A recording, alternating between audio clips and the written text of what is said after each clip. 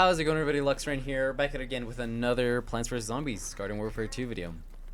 I am back here mainly just kind of as a request. I love this game, and you guys know that I will always fucking die through this game. Like, this game is just the best fucking shooter from my personal opinion, or at least from my childhood. But there was a question in one of the comments that said, or asked like, hey, huge fan, I saw this video, and how do you end up clicking so fast on Z7F? Like, how do you shoot so fast? I can't spam that fast. And, well, first off, thank you. Appreciate that comment. It's really nice.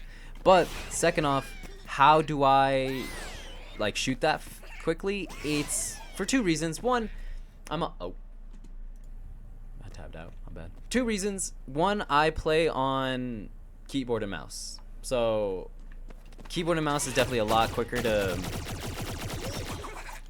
you know, to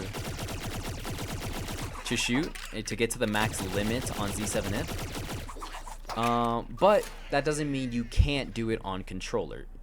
There is a max limit that Z7Imp can shoot at, like on keyboard and mouse as well. Like, just because I'm on mouse doesn't mean that I can like shoot infinitely fast, like as if I was in my turret. Like, I can't shoot this fast on Z7M just because I'm on keyboard and mouse.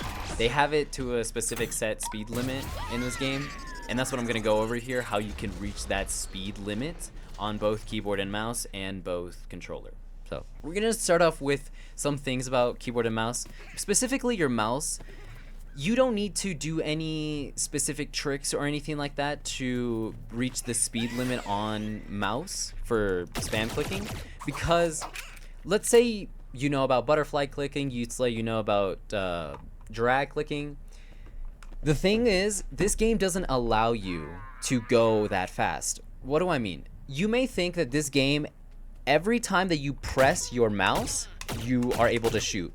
So let's say you like had infinite, you were the fucking Flash, and you could just spam click it as fast as you can.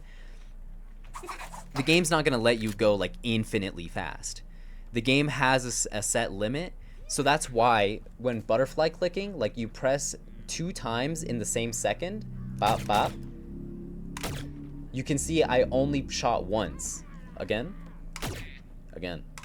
and I'm pressing them with both my fingers, bop bop. I'm doing it really fast, but the game just does not register that. That means there is a limit to how fast you can shoot. And if you notice, I'm spam clicking, and there's a little pause. That's because when I'm spam clicking, I'm reaching that limit, and I've pressed twice within the second that you can't shoot anymore. So that's why honestly, it's not worth it to butterfly click, because you're honestly going to go slower than if you were just to spam click. So I don't recommend you try to learn any new fancy chew tricks. Honestly, if you're on keyboard and mouse, just by spamming and getting good at spamming, that's going to be your best bet to be good with Z7M. And that's pretty much it. Just learn how to spam click, and you will be good on keyboard and mouse. You will reach the max speed limit, and all that's left is just to work on your aim if you want to maximize your usage out of Z7M. The next thing I want to talk about is controller, because in that comment that the guy messaged or commented on, he said that he's on PlayStation. He's wondering if you can shoot that fast on PlayStation. Absolutely, you can. And not just PlayStation. I mean, he said he's on PlayStation, so that's what I'm talking about. But same thing applies for Xbox. Same thing applies to just any controller game or any controller. Yes, you can reach this max speed limit, and here I have my controller as well to prove that you can reach that max speed limit. So on keyboard, I have my mouse here.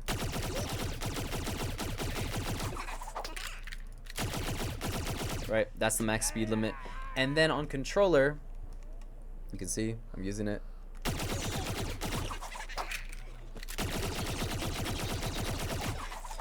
There's the max speed limit on controller. Now, if you noticed, I didn't use my triggers or anything like that. And that is because the triggers are slow. On a controller, you have multiple different buttons, but each thing has slower rates of fire. The trigger is very slow because if you take a look, the trigger, the time it takes from it to get to here, for you to press it down to here, that takes a second. That takes like a millisecond, right? It takes more time than if you were just to press a button that's already there. It doesn't have to travel or anything.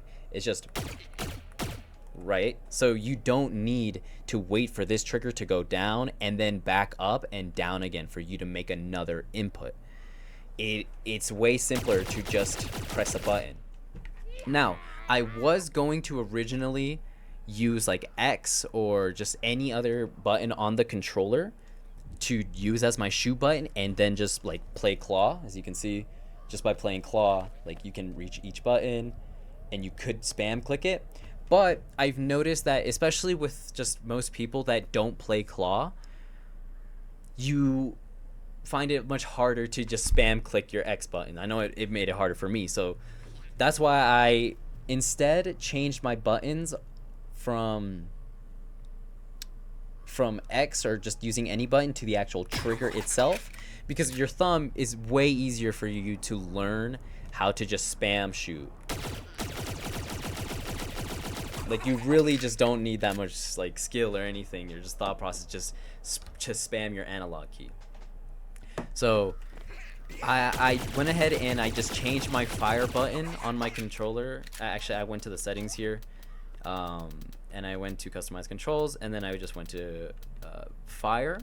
I changed that to this one, and then I also changed a few other buttons here, but the main thing we're looking at is fire. So when you're just walking around, jumping around, and just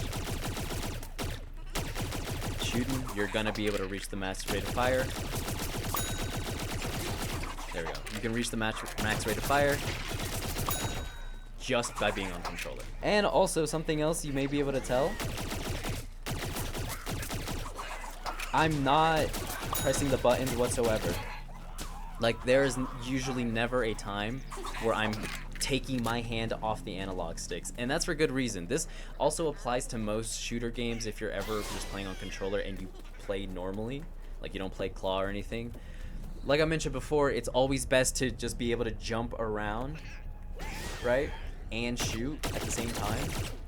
So how did I change that? I just changed the analog. Like I changed the reload button. I switched it from square or whatever it is on Xbox, from this button to this top trigger.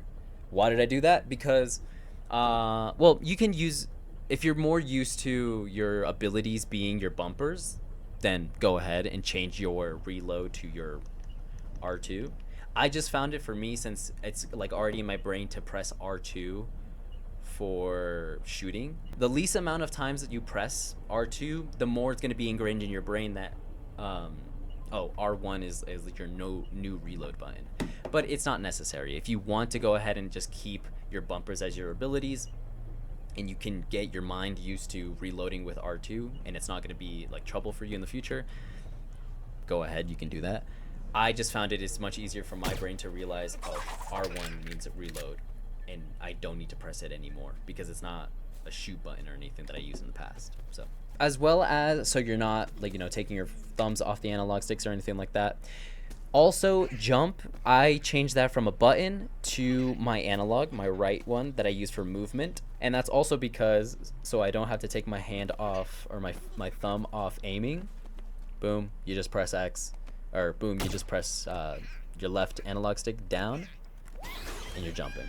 So that works a lot better. And as well as, like I said, shoot, change it to your right analog stick, and that will be the best, just the honestly best binds that you can have for this game, I think, personally, because you can walk around, you can jump around, you can shoot while moving, while aiming, because like you can see it's a little tricky.